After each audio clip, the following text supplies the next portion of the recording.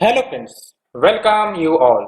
आज हम vision IAS की 23rd एंड 24th मई वाले डेली करंट अफेयर्स डिस्कस करेंगे। आप देख सकते हो मैंने लास्ट आर्टिकल डिस्कस किया था 18th मई को एंड उसके बाद लगातार 19th, 20th, 21st, 22nd, 23rd इन सब दिन में कोई भी आर्टिकल्स पब्लिश नहीं हुई थी।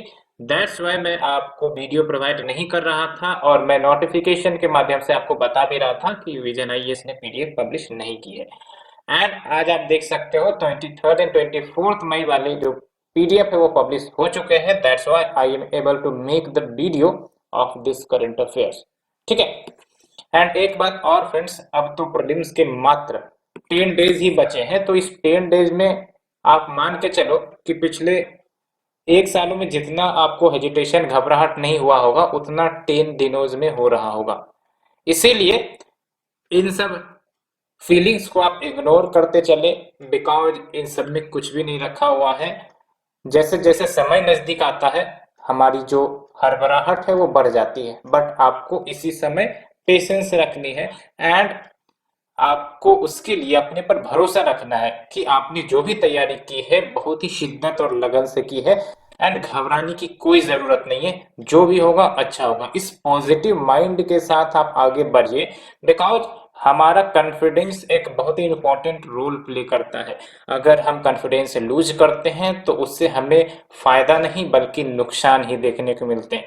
तो जब ऐसी बात हम समझते हैं तो फिर इसे हम इम्प्लीमेंट क्यों ना करें। इसीलिए आपको जो अपना कॉन्फिडेंस लेवल है इस 10 दिनों में बना के रखनी है एंड उसके लिए आपको पॉजिटिव मूड में रहने की जरूरत है। कुछ भी हो सब अच्छा होगा। आपको अपनी तैयारी पर भरोसा रखने की जरूरत है। ठीक है। तो इसी के साथ फ्रेंड्स आज हम 6 आर्टिकल्स डिस्कस करेंगे one by one. Let's start our discussion.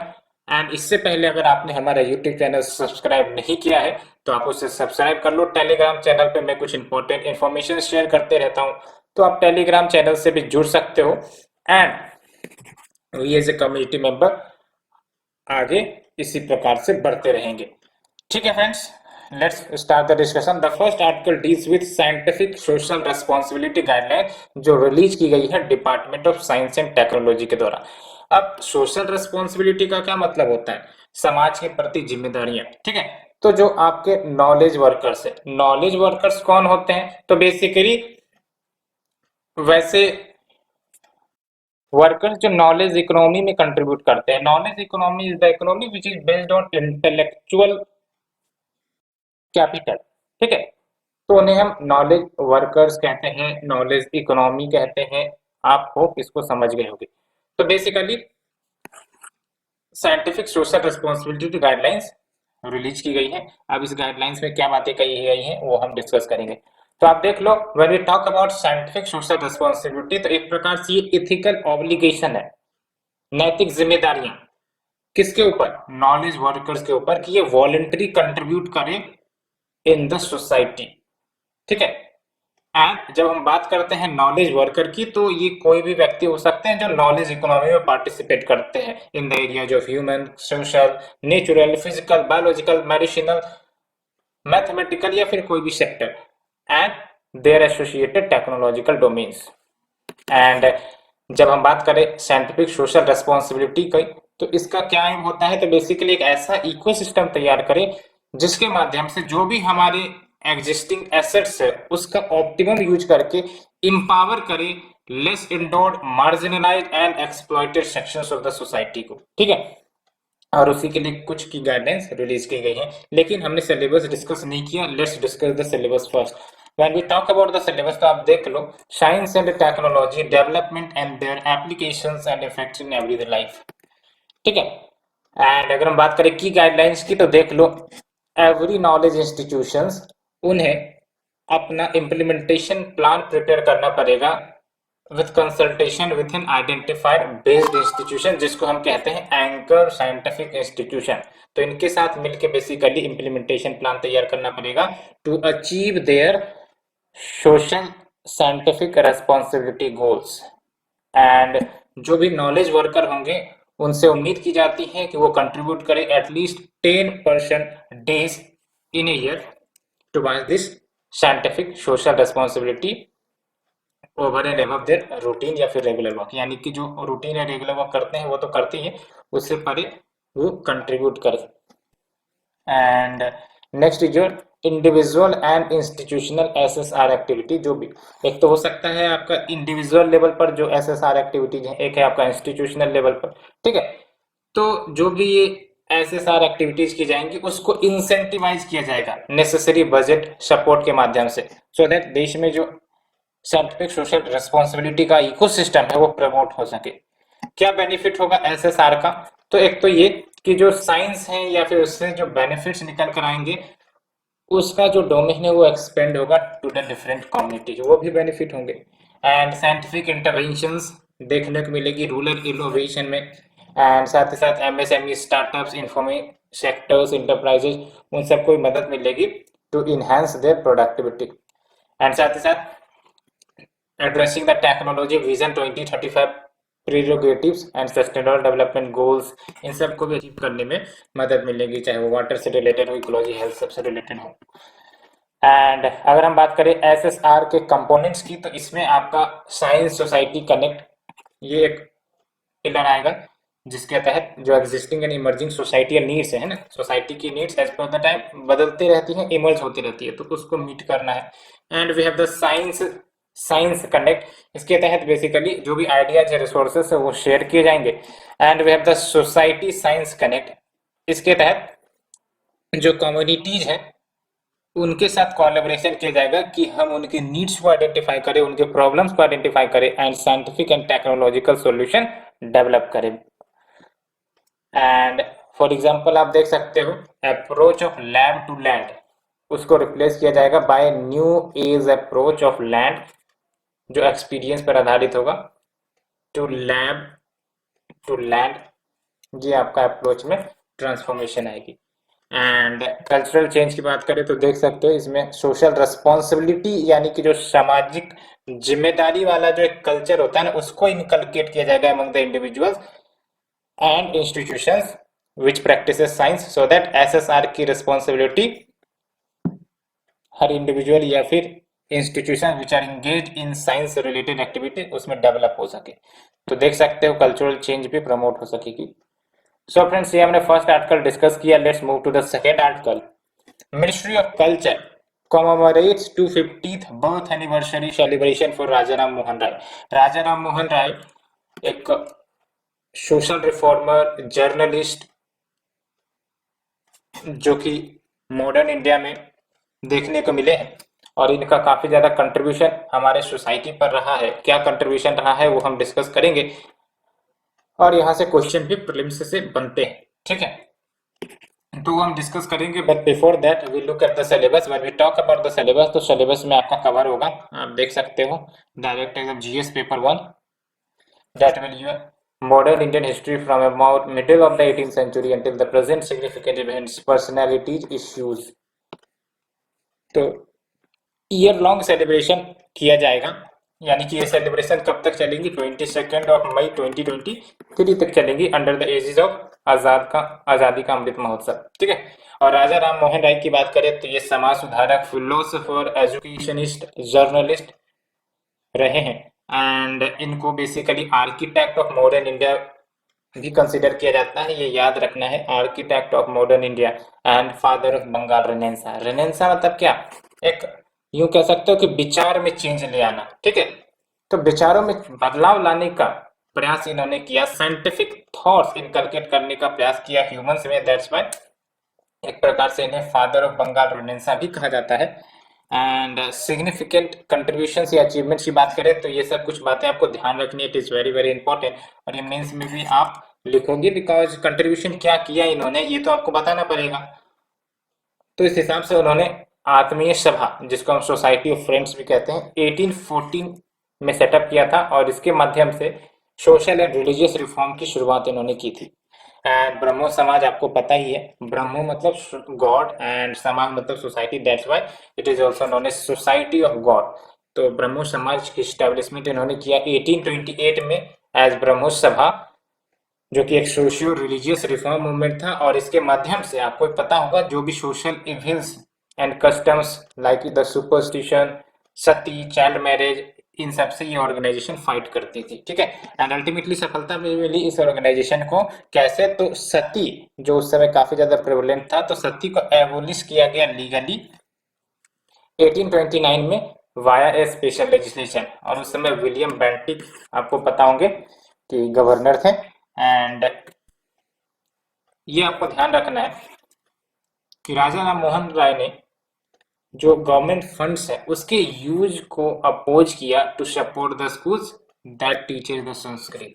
But इतना ध्यान जरूर रखना है कि उन्होंने इंग्लिश एजुकेशन का समर्थन किया, सपोर्ट किया, बिकॉज साइंटिफिक एजुकेशन में विश्वास रखते थे। एंड उन्होंने डेविड हेयर की भी मदद की to establish the Hindu college in Calcutta 1817 में। एंड साथ ही साथ एंग्लो हिंदू स्कूल 1822 में फाउंड किया। वेदांता कॉलेज 1825 में इन्होंने फाउंड किया। एंड ये तो बात और भी याद रखनी है, उन्होंने संवाद कौमुदी जो कि एक बांग्ला न्यूज़पेपर है 1821 में स्टार्ट किया। मिरातुल अकबर जो कि पर्शियन न्यूज़पेपर है उन्होंने स्टार्ट किया। एंड ये जो आपका लाइसेंसिंग रेगुलेशंस ऑफ 1823 है, ठीक है, इसका बेसिक ऑब्जेक्टिव यही होता था कि ये जो इंडियन की तरफ से न्यूज़पेपर पब्लिश किए जाते थे उस पर रोक लगाई जाए। जनरली आप देखते ही होंगे बहुत सारे प्रेस एक्ट लाया गया है ना, लेकिन मेटाकाल्फ को याद रखना है आपको, he is known as liberator of the press. बाकी बहुत सारे जो ब्रिटिश गवर्नमेंट के समय में प्रेस एक्ट लाए गए, बेसिकली इंडियन न्यूज़पेपर जर्नल्स इन सब को न पब्लिश करने के लिए बेसिकली प्रोविजंस डाले जाते थे, ठीक है। एंड इन्होंने Tuhfat ul Muwahhidin a gift to the monotheist 1803 में लिखा पर्शियन में, ठीक है। ये आप देख सकते हो राजा राम मोहन राय जी की तस्वीर। सो फ्रेंड्स ये हमने डिस्कस किया। Let's move to the third article. Department of biotechnology revises biosafety guidelines for genome edited plants. Genome edited plant मतलब क्या? वैसे प्लांट जिनकी जीनोम या जीन एडिट की गई है, ठीक है, to give certain characteristics to that plant. यही तो होता है जीनोम एडिटिंग, ठीक है। और उसके लिए टूल्स होती हैं, क्रिस्पर टूल्स आपने पढ़ा भी होगा, टैलिन पढ़ा होगा, TALEN, ठीक है, या फिर ZFN जिसको हम कहते हैं जिंक फिंगर न्यूक्लियस। तो ये सब कुछ टूल्स होते हैं, ठीक है। एंड आप हमें बताओ, जब ये सब बायोटेक्नोलॉजी रिलेटेड डेवलपमेंट हो रहे हैं तो इससे बायोसेफ्टी कंसर्न्स हो सकते हैं कि नहीं? तो उस कंसर्न्स को दूर करने के लिए बायोसेफ्टी गाइडलाइंस को basically time to time revise किए जाते हैं, बिकॉज ये सब कहीं ना कहीं इमर्जिंग कंसेप्ट हैं और इससे क्या कुछ सेफ्टी कंसर्न्स होंगे वो समय दर समय और ज्यादा हमें पता चलती है। इसलिए हमें जो है बायोसेफ्टी को और ज्यादा मजबूत करने की जरूरत पड़ती है। दैट्स व्हाई हम ये गाइडलाइंस रिवाइज करते हैं, मॉडिफाई करते हैं as per the need and time, ठीक है। तो अभी फिलहाल उसी को रिवाइज की गई है, तो हम देखेंगे इसमें क्या बातें हैं। बट आप देख लो, when we talk about the syllabus, तो सिलेबस में आपका article number 3, article number 3 will be dealt with, यहाँ पर आप देखो, awareness in the field of biotechnology, ठीक है, इसके अंतर्गत ये कवर होगा। तो बेसिकली जो गाइडलाइंस है ये एक प्रकार से रोड मैप इस्टेब्लिश करता है for long term use of genetic modifications, साथ ही साथ डिफाइन करता है, डिटरमाइन करता है जो भी रेगुलेटरी रिक्वायरमेंट्स की जरूरत है इन the field of genome edited plants, तो वो सब आपका ये रोड मैप प्रोवाइड करता है। जीनोम एडिटिंग का मतलब क्या होता है? जीनोम एडिटिंग या फिर सिंपली कहें जीन एडिटिंग, तो basically it is a group of technology जिसके माध्यम से हम DNA या फिर RNA जो किसी ऑर्गेनिज्म की होती है उसमें बदलाव करते हैं। अब ये बदलाव क्यों किया जाता है इसको आप समझिए इस प्रकार से। लेट्स से कि कोई रोबोट है, ठीक है, अब उसमें हमने सही इंफॉर्मेशन फीड किए, जो भी अच्छे अच्छे इंफॉर्मेशन है उसको हमने फीड किए, तो ठीक है वो सही से ऑपरेट करेगा in according to the data जो हमने दिया है उस अनुसार ये फंक्शन करेगा। लेकिन कुछ ऐसे इंफॉर्मेशन लेट्स से कि गलती से ही चले गए, अब उसके कारण जो परफॉर्म कर रहा है ये रोबोट वो अपने डिजायर्ड ट्रेड से डिफरेंटली परफॉर्म कर रहा है, ठीक है। तो इसका मतलब क्या हुआ कि इसके इंफॉर्मेशन में कुछ गड़बड़ी आ गई, तो इसको अगर आपको ठीक करना है तो क्या करोगे? इसके इंफॉर्मेशन में आप चेंज करोगे, है ना। जहां पर भी गलत इंफॉर्मेशन डाली गई है उस इंफॉर्मेशन को आप हटाओगे और सही इंफॉर्मेशन डालोगे। उसी प्रकार से हमारा बॉडी है, बॉडी के अंदर जो इंफॉर्मेशन स्टोर हाउस है वो है आपका DNA। पूरा इंफॉर्मेशन हमारे बॉडी कैसा परफॉर्म करेगा, है ना, कौन सा पार्ट किस वे में डेवलप करेगा, वो सब आपका डीएनए प्रोवाइड करता है। लेकिन अगर उस इंफॉर्मेशन में कुछ गड़बड़ी आ जाए तो उसके कारण बहुत सारे डिजीज जिसको हम कहते हैं जेनेटिक डिजीजेज, वो सब निकल कर आने लगती है। ये आपका प्लांट्स में भी होता है, ऐसा नहीं कि सिर्फ ह्यूमंस में, प्लांट्स में भी डीएनए सब होती है, तो उसमें भी आप देखते हो बहुत सारी बीमारियां आ सकती हैं। ठीक है, अब उसे आपको ठीक करना है तो आपको क्या करना पड़ेगा, जो आपका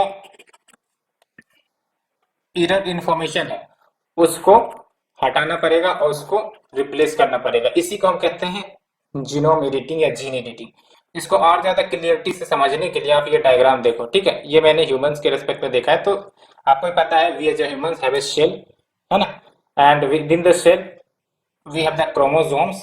ये देख लो, ये जो आप है ना क्रोमोजोम, बहुत सारे क्रोमोजोम है और उसमें से मैंने एक निकाला, और इस क्रोमोजोम को जब आप इलोंगेट करोगे तो आपको ये प्रकार का स्ट्रक्चर देखने को मिलेगा। ठीक है, तो ये जो आप स्ट्रक्चर देख रहे हो बेसिकली ये आपका जीनोम का स्ट्रक्चर है, एंड अल्टीमेटली उसका एक सेगमेंट ले लो, लेट्स से इसको मैंने लिया, इसको हम जीन कहेंगे। उसके अंदर आप देखोगे तो ये आपको डीएनए जो इन्फॉर्मेशन स्टोर किए हुए हैं वो डीएनए आपको मिल जाएंगे। ठीक है, और यही जो इन्फॉर्मेशन है वो हमारे बॉडी के परफॉर्मेंस को, डेवलपमेंट को रेगुलेट करती है। ठीक है, तो होप ये आपको क्लियर हुई होगी।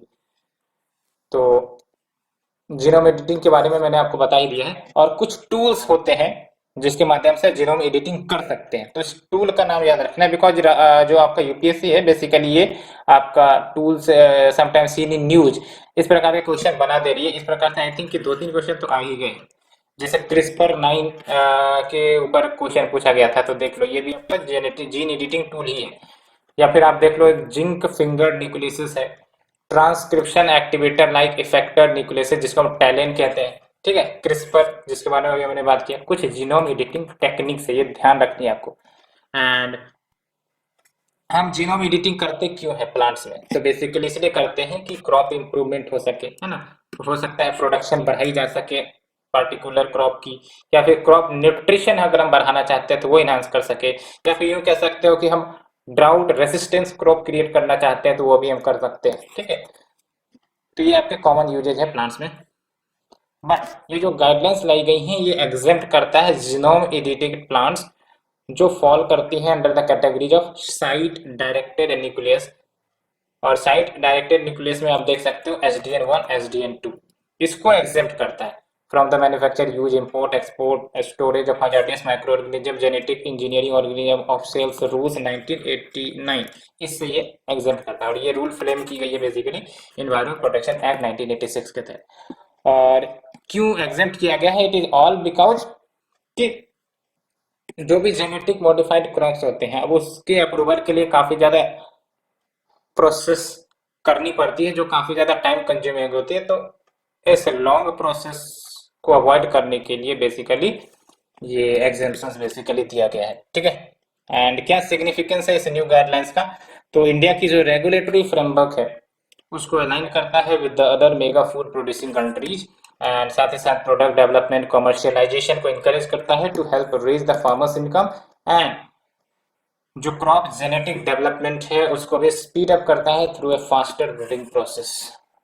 एंड अगर हम बात करें एसडीएन की, एसडीएन का क्या मतलब हुआ, साइट डायरेक्टेड न्यूक्लियस। ये बेसिकली इंजाइम्स होती हैं और इसका काम बेसिकली ये होता है कि जो डीएनए है ना, डीएनए के जिस भी सेगमेंट में एरर है उसको वहां से हटा देना, सो दैट बाद में वो जो आपका सेगमेंट है वो ऑटोमेटिकली रिपेयर हो जाए और वो सही हो जाए। जैसे फॉर एग्जांपल कोई लेट से हमारे शरीर में कभी कोई घाव हो जाती है, ठीक है, अब देखोगे आप वो ऑटोमेटिकली रिपेयर हो जाएंगी।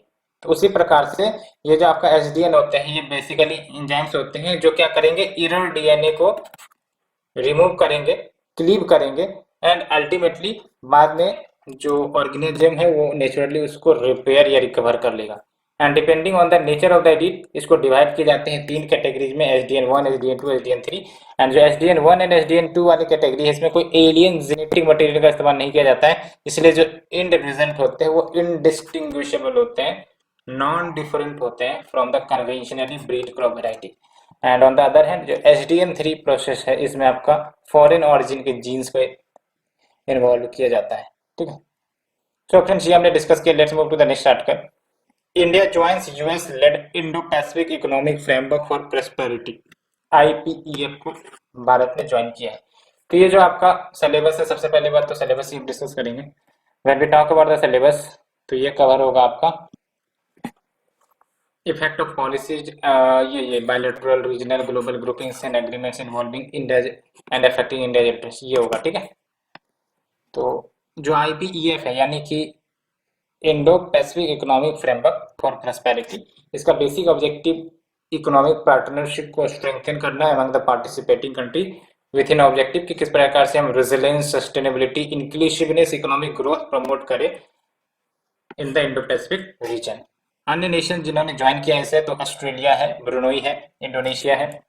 तो देख सकते हैं ये आपके साउथ ईस्ट एशियन देश हैं, एंड ऑस्ट्रेलिया, फिर जापान देख लो, साउथ कोरिया है, मलेशिया है, न्यूजीलैंड है, फिलीपींस है, सिंगापुर, थाईलैंड है, वियतनाम है। तो ये देख लो majority of the South East Asian nation ने ज्वाइन किया है। And along with what we have the Australia and we have the Japan and we have the South Korea and we have the India.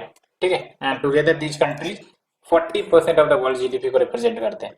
और ये जो आपका IPEF है ये 4 की पिलर पर आधारित है, जिसका objective stronger, fairer and more resilient economy create करना है for the families, worker, businesses in the Indo Pacific reason.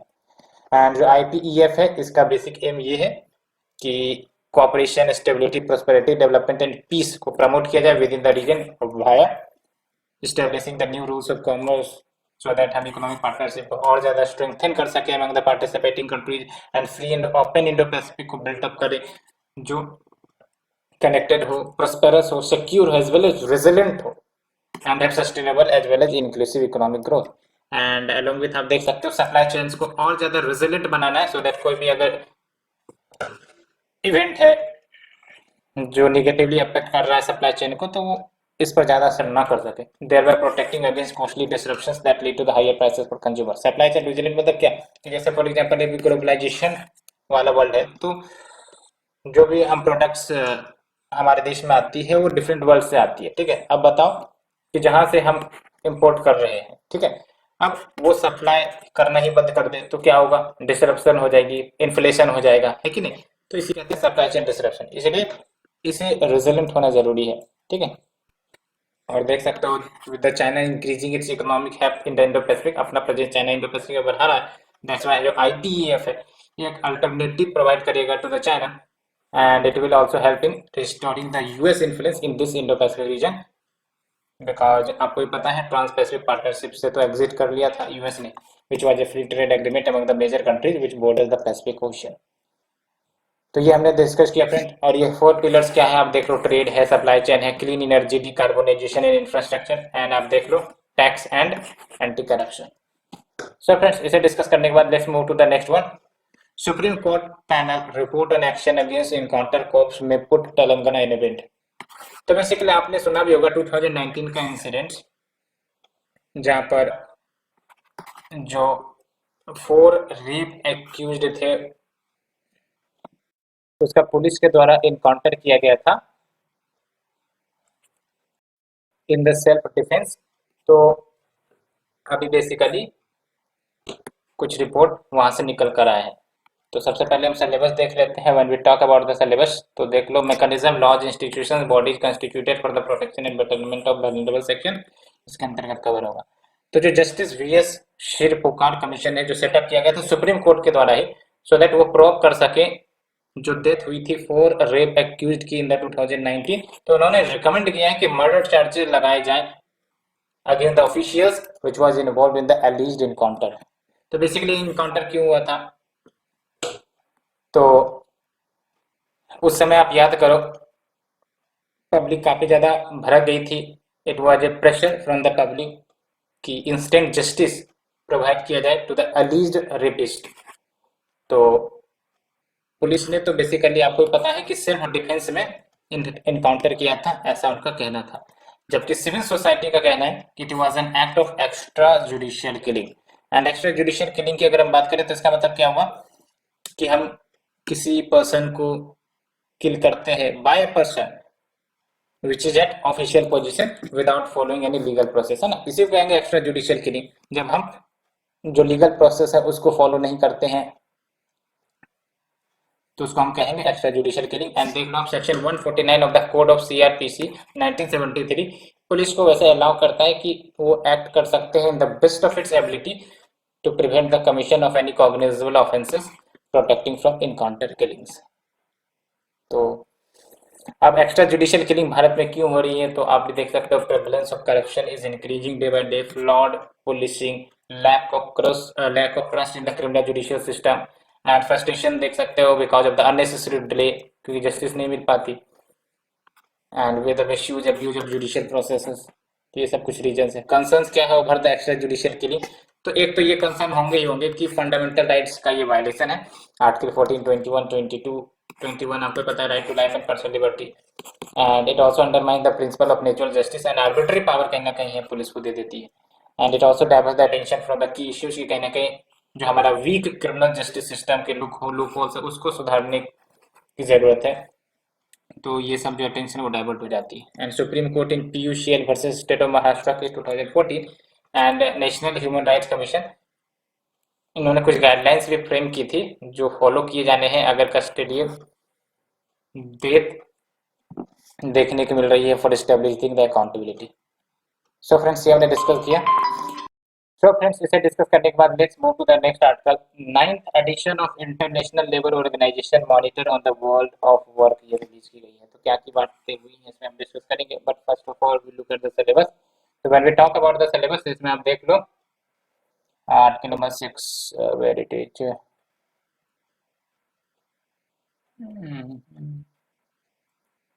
ये देखो आप article number 6 important international institution agencies forum their mandate, ठीक है।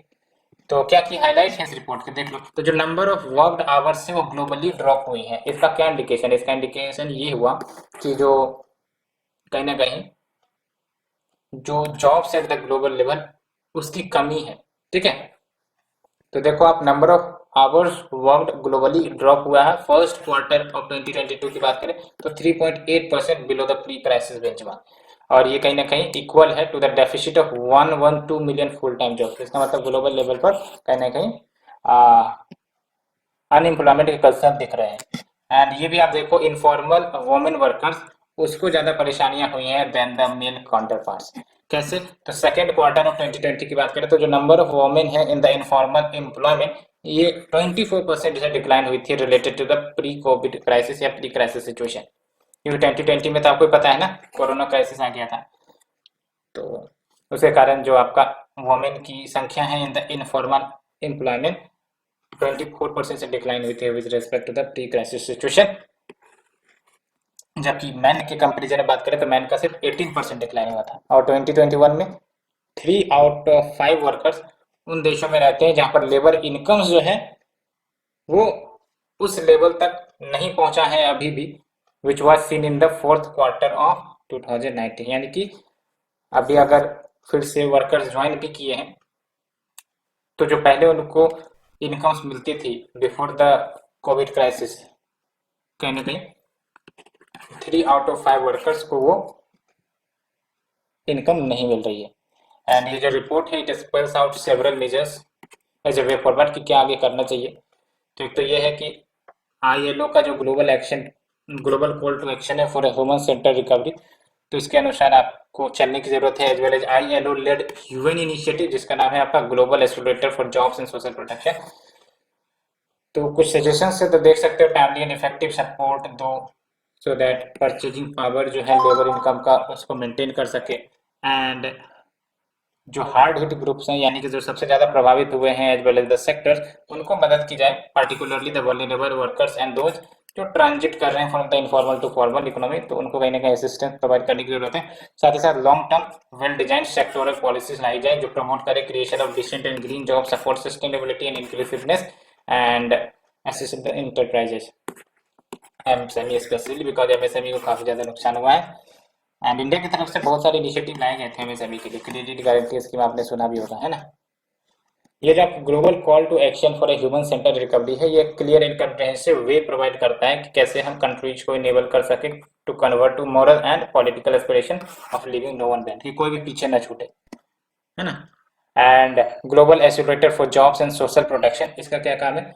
इसका काम ये है कि ग्लोबल फाइनेंसिंग को मोबिलाइज करना so that 400 million jobs create कर सके एंड सोशल प्रोटेक्शन प्रोवाइड कर सके to the 4 billion people currently without the coverage. And other flagship report of ILO, तो और क्या क्या रिपोर्ट आईएलओ प्रोड्यूस करता है, तो आपको पता है global wage report, world social and protection report, world employment and social outlook report, social dialogue report, तो ये कुछ रिपोर्ट पब्लिश करते हैं। सो फ्रेंड्स, ये हमने सारे आर्टिकल डिस्कस की, होप यू अंडरस्टूड। अगर आपको अच्छी लग रही है तो आप लाइक शेयर कमेंट जरूर कर सकते हो। Thank you friend, thank you very much for the discussion.